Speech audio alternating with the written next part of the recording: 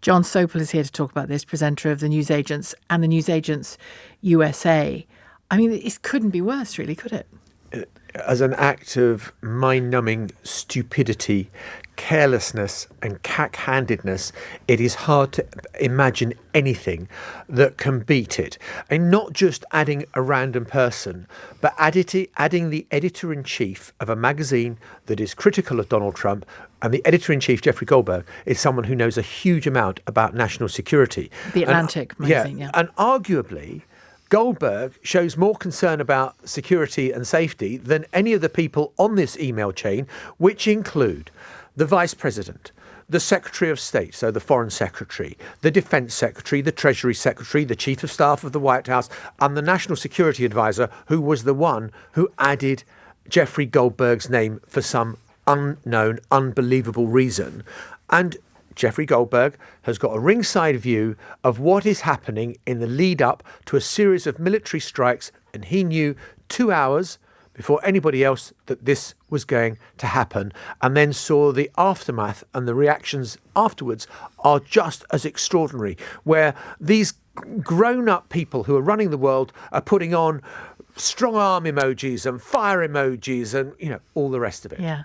The message is nothing to see here, and everybody knows that's nonsense. Well, the idea that the White House can dismiss this as nothing, which is what they're trying to do, is just ridiculous, because what you're doing is you're tempting Jeffrey Goldberg, who showed incredible restraint and didn't publish a lot of it because he thought that this would be compromising of national security. He's obviously, as a journalist, rightly shown up what the embarrassment is, but he hasn't gone into the instructions and the military plan and the sequencing of the targeting, which he's also got on this, apparently. And of course, it's not just US security, is it?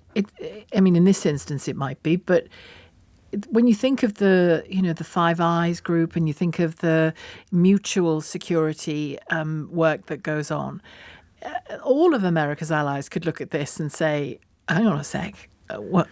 I would be amazed if at MI6 HQ and at GCHQ, they are not thinking, how trustworthy, how much can we is share this bunch of people if this is what they do? Look, in America, we all know about the Situation Room in the sort of lower ground floor of the White House West Wing, which is where the president meets and the Joint Chiefs of Staff and the military high brass, and they've got all the TV screens and they're watching everything playing out. And we always in see real the time. photo of them watching Osama bin Laden or whatever. Exactly. But then you get, when it fans out and the information people need to be briefed on what happens, you go to what's called a SCIF, a secure compartmentalized information facility, which is a place which is almost like a lead-lined box, an office within an office where there are no phones allowed, where no eavesdropping devices can penetrate the walls. It is meant to be a secure facility. You've got high-sided inboxes, so that you have got secure computers where you are meant to be able to communicate this stuff. This was on a commercial it's a bit better than WhatsApp in terms of end-to-end encryption, but it was on a commercial thing that there is not meant to be used for that sort of communication. And this was called the Principals Committee, which are the most senior national security figures in the United States of America. And they were using this and having banter on it. And there's also just one other bit of it. There is the extraordinary jaw-dropping lapse in national security that takes place. But you've also got their views on Europe coming out. And the Vice President in particular. The Vice President, I can't bear the idea of bailing out Europe again.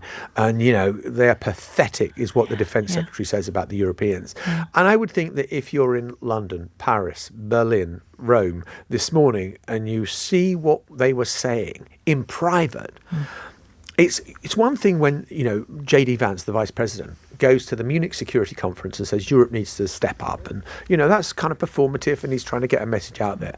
But when they're saying this stuff in private, sneering at the Europeans, it really is shocking, the extent of the disdain and contempt. It's a kind of loathing, isn't it, from JD Vance in particular? Completely. It reeks of loathing. And in your time there, you had your own Jeff Goldberg experience or something akin to it, did you? Yeah, I did. Weirdly, it was after Bashar al-Assad had committed a chemical weapons atrocity in Syria.